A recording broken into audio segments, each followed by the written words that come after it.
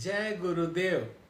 अत्यंत आनंद का विषय है कि आज चैत्र नवरात्रि के इस नवम दिन में, जब आज रामनवमी है, भगवान श्री राम का आज प्राकट्य हुआ है। आज दिव्य अपूर्व योग है, माँ भगवती सिद्धिदात्री का दिवस है, बड़ा परम पावन है, सिद्धि प्रदान कर देने वाला आज का दिवस है। आज के दिन जिस व्यक्ति के मन में जो संकल्प होते हैं वो अवश्य पूरे होते हैं, जागृत होते हैं, उसकी चेतना चैतन्य होती है।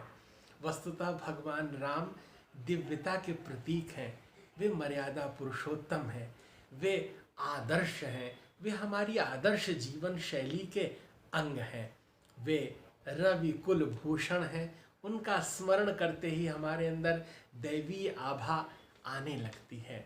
भगवान श्री राम के उस दिव्य तेज का स्मरण कर रहे हैं, वे कौशल्यानंदन हैं। श्रीमद् भागवत में जब भक्ति के यहाँ ज्ञान और वैराग्य दोनों अलसाए पड़े रहते हैं, तब माँ भगवती नारद जी से कहती हैं कि मेरे इन दो पुत्रों को चैतन्य कर दो। ज्ञान वह है जो कुतर्क की धारा सब पर चलाता है, और वैराग्य वह है जो विमुक्त कर देता है। लेकिन भक्ति ही वो मार्ग है जो जोड़े रहती है। भक्ति माँ है और ज्ञान वैराग्य दोनों पुत्र हैं। जैसे ज्ञान दोनों आँखें तभी अच्छा देख पाती हैं जब हमारा मन अच्छा होता है, हमारी बुद्धि चैतन्य होती है। उसी तरह भगवान श्री राम को भी जब प्रकट होना हुआ तो मन सतरूपा को आशीर्वाद दिया था पर ब्रह्म परमात्मा ने कि हम आपके घर आएंगे। और फिर भगवान श्री राम दशरथ जी के यहाँ जन्मे। उनकी 3 माएँ थीं। बड़ी माँ कौशल्या थीं, सुमित्रा थीं, कैकेयी थीं। अब इन 3 माँ में जो बड़ी माँ थीं वो कौशल्या भक्तिमती थीं, और भक्ति की कुक्ष में ही राम आते हैं। राम और कहीं नहीं जा सकते। भक्ति ही वह मार्ग है जो परमात्मा को अपनी गोद में खिलाती है, अपनी कुक्ष से प्रकट करती है। सुमित्रा मित्रवत संवाद करा देने वाली, जो सहयोग करा देने वाली हैं, उनसे उत्पन्न हुए लक्ष्मण और शत्रुघ्न। और भरत अपनी माँ की कैकेयी की गोद से जन्मे हैं, जो भक्ति ज्ञान और कर्म के मार्ग से उस सिद्धांत का अनुपालन करने वाली कर्म मार्ग की पथिक थीं। कैकेयी ने तो स्वर्ग में भी दशरथ जी के रथ की रक्षा की थी, प्राण बचाए थे, ध्वज गिरने से बचाया था। तब दशरथ जी ने कहा था कोई 2 वर मांग लो। तब उस समय कैकेयी ने कहा था समय आने पर ले लूंगी। वो स्वामिनी है कैकेयी, लेकिन सभी स्वामी के सेवक होते हैं, और सेवक सदा अनुगमन करते हैं, पीछे पीछे चलते हैं। लेकिन दुर्योग से कैकेयी की दासी मंथरा थी, और वो दासी एक समय आया कि फिर आगे चल निकली, कान में कुछ कह गई, और जब सेवक स्वामी की कान फूंकने लग जाए, 2 लोगों के बारे में अपनी राय रखने लग जाए, तो वो प्रतिकूलता का काल होता है। राम राज्य में यही बाधा है।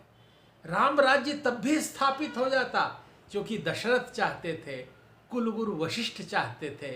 लेकिन ये जो सेवक वर्ग हैं, जो जयचंद हैं, यही एक अपना कार्य कर जाते हैं। स्वामी के कान में सेवक जब कुछ चुगली कर जाता है तो फिर राम राज्य में बाधा आ जाती है।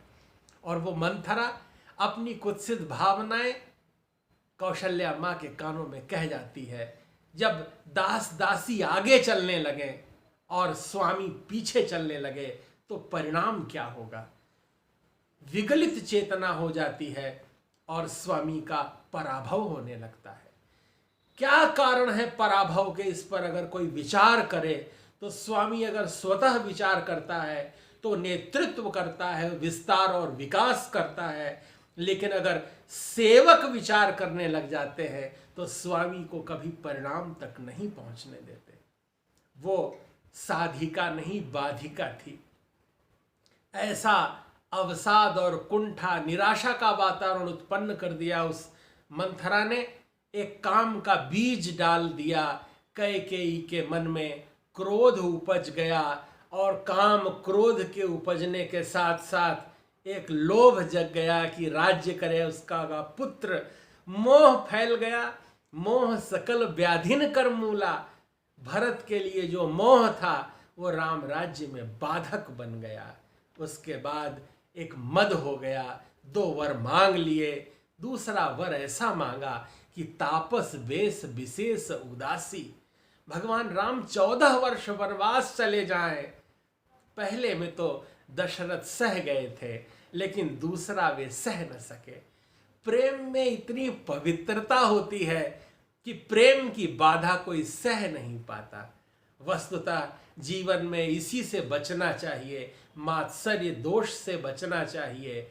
लेकिन भगवान गए, उनके गुरु विश्वामित्र मिले, जो संपूर्ण विश्व के मित्र हैं, और वो जिसका गुरुत्व धारण करते हैं, फिर उसको मिथिला ले जाते हैं, जनक नंदिनी दिलाते हैं, विश्व में यश फैलाते हैं। वो दुर्धर्ष 10 सिर वाले उस अहंकारी रावण का दर्प दलन करके भगवान राम का राज्याभिषेक होता है।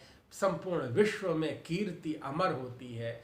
वे लोकाभिराम राम, मर्यादा पुरुषोत्तम राम, सीता वल्लभ राम आप सबका मंगल करें।